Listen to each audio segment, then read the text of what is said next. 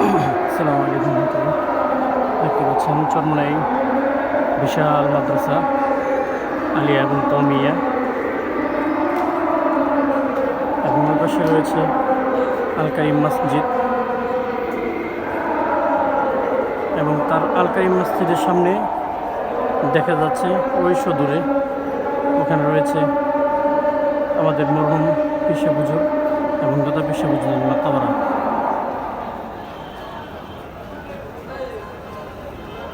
এবং সেই অদূরে দেখতে পাচ্ছেন পিসা হুজুরের বাড়ি, এবং তার পাশে সেটি হচ্ছে নায়েবে আমির শাহ হুজুরের বাড়ি।